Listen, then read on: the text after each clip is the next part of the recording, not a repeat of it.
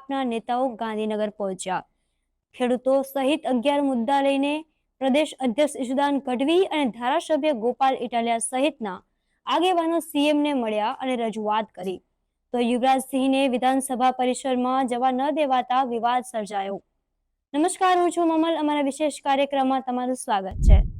આમ આદમી પાર્ટીના નેતાઓ સીએમ ભૂપેન્દ્ર પટેલને મળવા પહોંચ્યા, જ્યાં કરદા પ્રથા સહિત ખેડૂતોના વિવિધ મુદ્દાઓને લઈને સીએમ ભૂપેન્દ્ર પટેલને વિસ્તારપૂર્વક રજૂઆત કરાઈ, પણ યુવા નેતા યુવરાજસિંહને વિધાનસભા પરિસરમાં બ્લેકલિસ્ટ કરાયા હોવાની વાત કહીને પ્રવેશથી વંચિત રખાયા। ત્યાં જોઈએ નેતાઓએ શું કહ્યું। બિલકુલ છેલ્લા કેટલાક સમયથી રાજ્ય સરકાર ભાજપની ખેડૂતો ઉપર અત્યાચાર કરી રહી છે, ખેડૂતોનું શોષણ કરી રહી છે અને વિવિધ મુદ્દાઓને લઈને ખેડૂતો ખૂબ પરેશાન છે। ત્યારે આપણે જોયું હશે કે જે રીતે મોડાસામાં પશુપાલક ઉપર ગોળીબાર થયો અને એની હત્યા થઈ, અમે એ પશુપાલકોને મળવા ગયા, માનનીય અરવિંદ કેજરીવાલજી પણ આવ્યા હતા। આપણે જોયું હશે કે હળદરમાં જે રીતે ખેડૂતોને કરદામાં લૂંટ ચલાવવામાં આવતી હતી કરદા પ્રથાથી, એ મામલામાં પણ આમ આદમી પાર્ટીએ જયારે મુદ્દો ઉઠાવ્યો તો ખૂબ મોટો મુદ્દો બન્યો અને અમારે આખી એપીએમસીઓમાં અમે 400 જેટલી નાની મોટી એપીએમસીઓ છે, એમાં હેલ્પલાઇન નંબર શરૂ કરતા બધી એપીએમસીઓમાંથી ખેડૂતોની ફરિયાદો આવવા માંડી કે અહીંયા પણ કરદા થાય છે, અહીંયા પણ ભાવમાં ગડબડ થાય છે, અહીંયા પણ કડના નામે લૂંટ કરવામાં આવે છે। એટલે અમે આમ આદમી પાર્ટીએ છેલ્લા 2 મહિનાથી લગભગ 8 થી 9 કિસાન મહાપંચાયતો આખા ગુજરાતમાં તમામ ઝોનમાં કરી છે। 8000 જેટલા ગામડાઓમાં ખેડૂત ન્યાય પંચાયત અંતર્ગત અમે સાઇન કેમ્પેન ચલાવ્યું છે અને લગભગ 80,000 જેટલા ખેડૂતોએ અમને છેલ્લા 2 મહિનામાં જ સમર્થન કર્યું છે। જે 11 મુદ્દા છે અમારા, અને એ 11 મુદ્દાને લઈને આજે માનનીય મુખ્યમંત્રી ભૂપેન્દ્રભાઈનો આજે અમે સમય માંગવામાં આવ્યો હતો। અમારું પ્રતિનિધિત્વ મંડળ જેમાં માનનીય ગોપાલભાઈ છે, માનનીય ચેતરભાઈ છે, માનનીય અમારા મનોજભાઈ સોરઠિયા છે, અમારા તમામ લીડરો છે 11 થી 12, એ લીડરોને આજે અમે 11 જે અમારી માંગણીઓ છે ખેડૂતોની, એ માંગણીઓને લઈને અમે માંગપત્ર જે ખેડૂતોએ 80,000 ખેડૂતોએ જે સાઇન કેમ્પેન કરી અને લેખિતમાં આપ્યું છે એ સહિતની અવગત કરાવવા માટે આજે અમે મુખ્યમંત્રીશ્રીને મળવાના છીએ।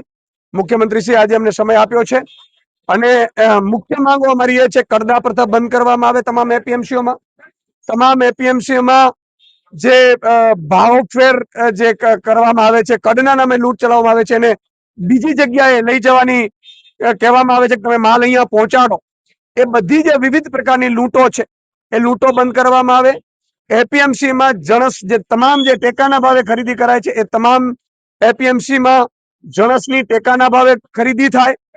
આ સહિત અમે એવું માંગ કરી હતી કે ભાઈ હેક્ટરે 50,000 રૂપિયો મગ નુકસાનનો પંજાબ સરકારે, નવી સરકાર છે, 3 વર્ષની સરકાર છે, એને આપ્યું છે, તો 30 વર્ષની સરકારે ભાજપે પણ હેક્ટરે 50,000 રૂપિયો જાહેર કરવો જોઈએ જે ખેડૂતોને નુકસાન થયું છે એમાં પણ 22,000 હેક્ટરે જે જાહેર કર્યા છે ભાજપ સરકારે, અને એમાં પણ હજી 2400 કરોડ જ આપ્યા છે, 10,000 કરોડ રૂપિયા આપ્યા પણ નથી।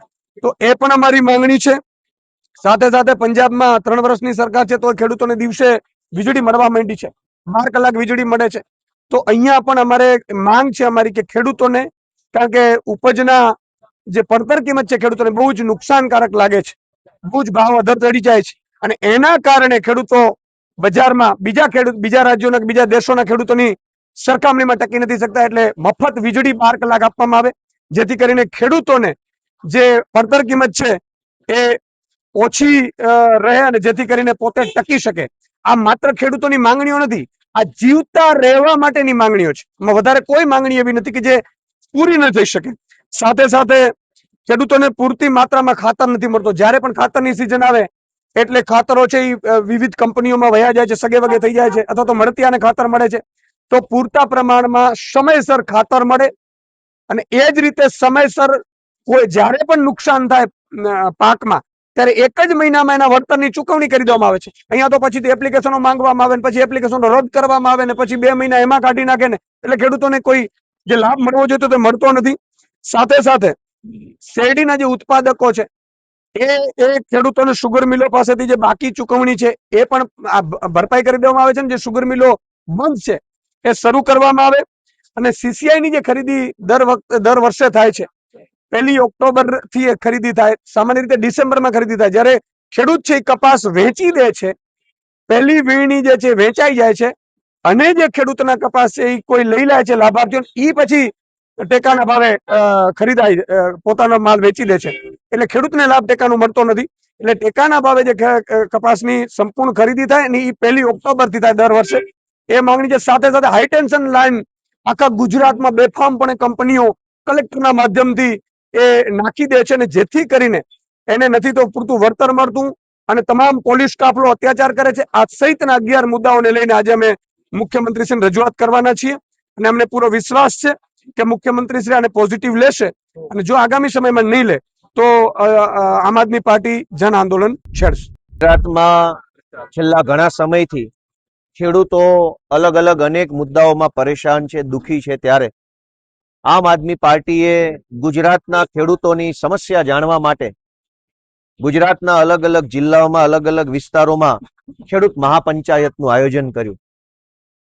આ ખેડૂત મહાપંચાયતો ઉત્તર ગુજરાતમાં, દક્ષિણ ગુજરાતમાં, કચ્છમાં, સૌરાષ્ટ્રમાં, મધ્ય ગુજરાતમાં, તમામ વિસ્તારોમાં ખૂબ મોટી કિસાન મહાપંચાયતના માધ્યમથી જે તે વિસ્તારના ખેડૂતો સાથે સંપર્ક કરી અને જે તે વિસ્તારના ખેડૂતોની સમસ્યા જાણવાનો વ્યાપક પ્રયાસ કર્યો. ગુજરાતના અલગ અલગ વિસ્તારના અલગ અલગ પ્રકારની ખેતી કરતા ખેડૂતોએ ખુલ્લા મને ખૂબ વેદના સાથે પોતાની પીડા આમ આદમી પાર્ટીને રજૂ કરી અને ફોર્મ ભર્યા. ગુજરાતભરના તમામ જિલ્લાના ખેડૂતોની વેદના, વ્યથા અને પીડા લઈ મુખ્યત્વે ગુજરાતના તમામ ખેડૂતોની 11 જેટલી માંગણીઓ લઈ આજરોજ અમારા નેતા શ્રી ઈશુદાનભાઈ ગઢવીના નેતૃત્વમાં આમ આદમી પાર્ટીનું ડેલિગેશન ગુજરાતના માનનીય મુખ્યમંત્રી સાહેબને મળવા માટે આજે સમય માંગ્યો હતો. આજે અમે બધા ડેલિગેશનના સ્વરૂપમાં માનનીય મુખ્યમંત્રીશ્રીને મળ્યા છીએ. ગુજરાતના ખેડૂતોની 11 મહત્વની માંગણીઓ છે, જે માંગણીઓ પૈકી ગુજરાતની તમામ માર્કેટિંગ યાર્ડમાંથી કડદા પ્રથા નાબૂદ કરવામાં આવે અને કડદો કરનારાને જેલમાં પૂરવામાં આવે. આ સિવાય માર્કેટિંગ યાર્ડમાં માલ વેચવા જતા, પાક વેચવા જતા ખેડૂતોને ગોડાઉન ઉપર માલ નાખવા માટેની જે ફરજ પાડવામાં આવે છે કે માલનો સોદો યાર્ડમાં થાય પણ માલ ખાલી કરવા માટે વેપારીના ગોડાઉન કે ફેક્ટરી પર જવું પડે છે અને બંધ કરવામાં આવે. આ માંગણી છે. પંજાબની જેમ ગુજરાતના ખેડૂતોને પણ દિવસે 12 કલાક વીજળી આપવામાં આવે. આ સિવાય ગુજરાતના ખેડૂતોને જે પાક નુકસાની થઈ છે એ પાક નુકસાનીની સમયસર તાત્કાલિક ખેડૂતોને સહાય પૂરી પાડવામાં આવે. ગુજરાતની અંદર વીજળી કંપનીઓ દ્વારા ટ્રાન્સમિશન લાઈનો જે નાખવામાં આવે છે એમાં ભયંકર અન્યાય ખેડૂતોને થઈ રહ્યો છે વળતરમાં, એ બાબતે પણ સરકાર તાત્કાલિક પગલાં લે. આ સિવાય ગુજરાતની અંદર ખાતરની ખૂબ અછત છે. ચારો તરફ ખેડૂતોએ ખાતર માટે લાઈનોમાં ઊભું રહેવું પડે છે. એ બાબતની રજૂઆત પણ આજરોજ અમે ડેલિગેશનના સ્વરૂપમાં કરી છે. CCI દ્વારા કપાસની જે ખરીદી થાય છે, આ ખરીદી મોટાભાગે ડિસેમ્બર મહિનામાં ચાલુ થાય છે. ડિસેમ્બર મહિનામાં ખેડૂતોનો કપાસ ઓલરેડી વેચાઈ ચૂક્યો હોય છે, કારણ કે ખેડૂતોને પૈસાની જરૂર હોય છે. તો અમારી માંગણી છે કે નવેમ્બર મહિનાની 1 તારીખથી જ કપાસની ખરીદી ચાલુ થઈ જાય.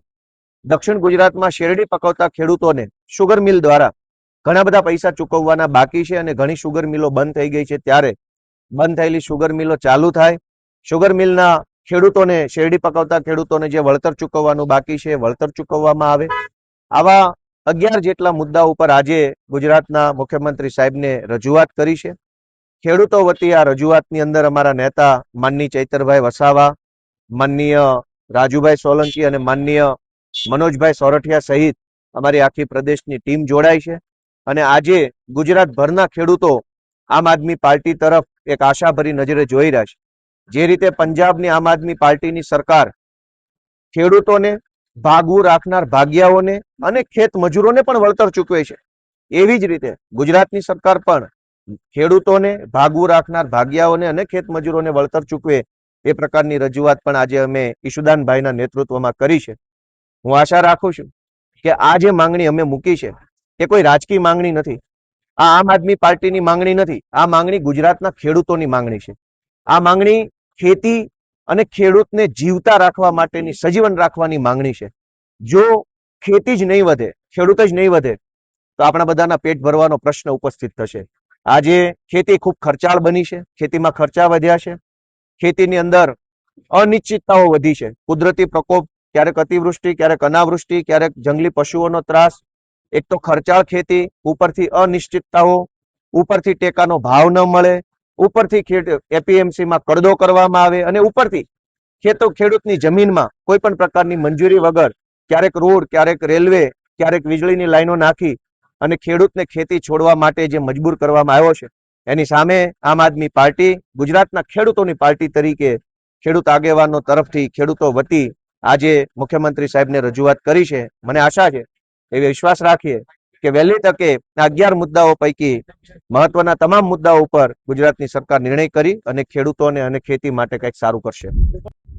નમસ્કાર, જય હિન્દ, જય ભારત. હું યુવરાજસિંહ જાડેજા આજે આ ઉભો છું લોકશાહીના પાવન મંદિર એટલે કે વિધાનસભા પાસે. વિધાનસભાનો ગેટ નંબર 4 છે અને આ જે ગેટ નંબર 4 છે ત્યાં અમે પ્રવેશ મેળવવાનો પ્રયત્ન કર્યો. વિધાનસભાની અંદર આજે ખેડૂતોના જે પ્રાણ પ્રશ્નો હતા, પ્રાણ પ્રશ્નોની ચર્ચા અમારે સીએમ સાથે કરવાની હતી, પરંતુ અમને એન્ટ્રી આપવામાં આવતી નથી અને કહેવામાં એવું આવે છે કે તમને બ્લેકલિસ્ટ કરેલા છે. અમે સામાન્ય નાગરિકની જેમ એન્ટ્રી લેવા માટે અમારે કહી શકીએ કે જે પાસ સિસ્ટમ છે, પાસ સિસ્ટમ માટે પણ પ્રયત્ન કર્યો તો એ પણ એન્ટ્રી નો આપી. તેની સાથે સાથે અમે એ પણ પ્રયત્ન કર્યો કે ઉપરથી ફોન કરાવડાવીએ, એટલે કે ડેલિગેશન જે જવાનું છે, જેમાં આમ આદમી પાર્ટીના ધારાસભ્ય પણ છે, ગોપાલભાઈ ઇટાલિયા હોય, ચિત્રભાઈ વસાવા, હિમંતભાઈ ખવાય, એ બધા થકી ફોન પણ કરાવડાવ્યો, છતાં પણ જવા દેવામાં નથી આવતા. એટલે ભાઈ શા માટે જવા દેવામાં નથી આવતા? અમે જયારે પ્રશ્ન પૂછીએ છીએ ત્યારે એવું કહેવામાં આવે છે કે તમને બ્લેકલિસ્ટ કરેલા છે. કેમ ભાઈ? અમે કઈ પાકિસ્તાનથી આવીએ છીએ અને આ વિધાનસભાની અંદર ભ્રષ્ટાચારી જઈ શકે, કૌભાંડીઓ જઈ શકે, બુટલેગરો જઈ શકે, બળાત્કારીઓ જઈ શકે, જમીન માફિયા હોય, ખનીજ માફિયા બધા જ જઈ શકે, અમે ન જઈ શકીએ. કેમ? તો કે અત્યાર સુધી સરકારના જે પણ ભ્રષ્ટાચારો છે, જે પણ કૌભાંડો છે, એને અમે ઉજાગર કરતા આવ્યા છીએ, એટલા માટે અમે નથી જઈ શકતા. આજે સરકારને અમે અરીસો બતાવતા આવ્યા છીએ કે ભાઈ આટલી આટલી જગ્યાએ પેપર લીક થાય છે, આટલી જગ્યાએ ગેરીટો છે, આટલી જગ્યાએ કૌભાંડો થાય છે, એ બધું જ અમે ઉજાગર કરીએ છીએ. તો આજે અમને જવા દેવા નથી હોતા. આજે સામાન્ય જનતાના જે પ્રાણ પ્રશ્નો હોય એ પ્રાણ પ્રશ્નોની ચર્ચા કરીએ છીએ. જે ગરીબ, શોષિત, વંચિત વર્ગ છે એના જયારે પ્રાણ પ્રશ્નની ચર્ચા કરીએ છીએ અમને જવા દેવા નથી આવતા. એટલે આ ક્યાંનો ન્યાય છે? આજે જોવા જઈએ આ વિધાનસભા છે, જ્યાં સામાન્ય જનતાના પ્રશ્નોને, વેતના જે પણ પ્રશ્નોને વાચા આપવાનું કામ કરવાનું હોય ત્યાં અમને બ્લેકલિસ્ટ કરી દેવામાં આવે છે. અને આજે અમને જયારે ક્યારે રોકવામાં આવે છે ત્યારે અમને સ્પષ્ટપણે એવું લાગે છે કે આ ગૃહમંત્રીના ઇશારે અમને રોકવામાં આવી રહ્યા હોય, કારણ કે આજે આ પોલીસ એનો હાથો બની અને અમને કહી રહી છે કે તમને અંદર જવા દેવામાં નહીં આવે. ત્યારે કહી શકાય કે જેને મોટા મોટા કૌભાંડો કર્યા છે એ તમામ કૌભાંડીઓ એ ધારાસભ્યો હોય તો પણ એને જવા દેવામાં આવે છે. સામાન્ય જનતા બીજી પણ જોઈ શકો છો કે બુટલેગર ટાઈપની હોય, માફિયા હોય, એ બધા જ જઈ શકે, અમે નથી જઈ શકતા. આનું કારણ શું? અમે જાણવા માંગીએ છીએ. જય હિન્દ, જય ભારત.